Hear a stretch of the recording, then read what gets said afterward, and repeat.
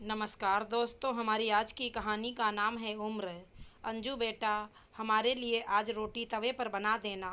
3-4 दिन से तंदूरी रोटी और भारी सब्जियां खाकर तबीयत ठीक नहीं लग रही, अंजू के ससुर जी ने कहा। तो अंजू बोली, बाबूजी, घर में शादी थी, मैं भी थक गई हूँ, मुझसे नहीं बनती तवे पर रोटियां। जो तंदूरी रोटी पड़ी हैं वहीं खा लीजिए, नहीं तो माँ जी से कहिए, वो बना देंगी। अंजू के ससुर महेश जी के मुँह से फिर एक शब्द भी ना निकला। 2 दिन पहले महेश जी के छोटे बेटे की शादी थी।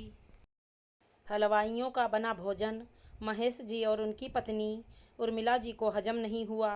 उर्मिला जी तो पेट दर्द के कारण उठ भी नहीं पा रही थी, क्योंकि पहले शगुन, फिर शादी और अगले दिन रिसेप्शन। महेश जी और उर्मिला जी ने थोड़ा थोड़ा ही खाया, लेकिन उम्र के हिसाब से हजम नहीं हुआ।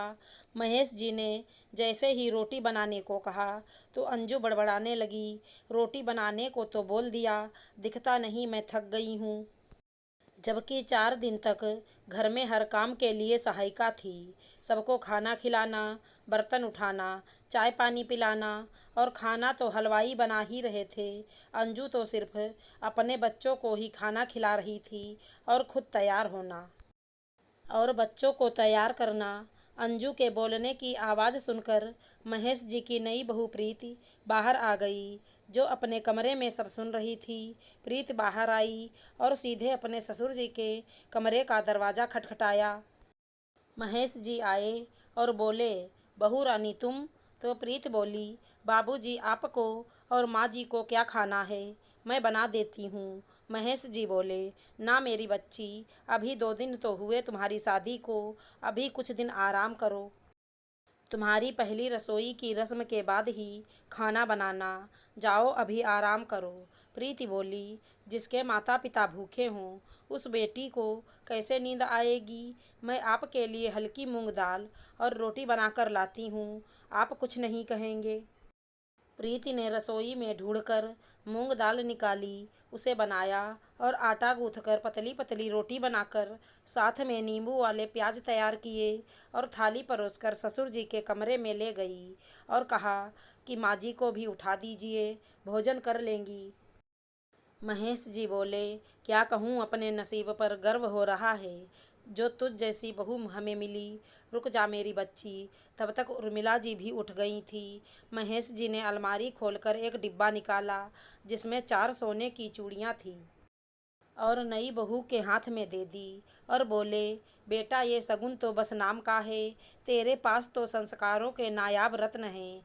मैंने तो शगुन देकर एक रस्म ही पूरी की है, लेकिन तूने हमारे दिल में अपनी जगह बना ली है। उर्मिला जी भी सब समझ चुकी थी। उन्होंने प्रीत को ढेरों आशीर्वाद दिए और बोली, आज रोटी बनाकर तूने बता दिया कि तू साक्षात अन्नपूर्णा है और उच्च संस्कारों से भरपूर है। तुझे बहू रानी के रूप में पाकर हम धन्य हुए।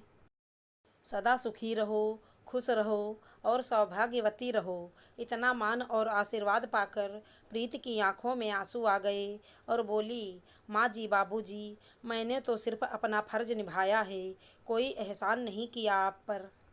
घर के बुजुर्ग भूखे बैठे रहें और मैं अपनी पहली रसोई की रस्म का इंतज़ार करती रहूं, नहीं। और आपसे जो दुआएं और आशीर्वाद का खजाना मिला है उसके लिए मैं आपकी आभारी हूं और रहूंगी। महेश जी और उर्मिला जी को नेक बहू मिल गई और प्रीति को माता पिता समान सास ससुर। लेकिन बड़ी बहू अंजू अपने सास ससुर की अच्छाई को समझ नहीं पाई। लेकिन क्या कहना, सबका अपना अपना स्वभाव होता है।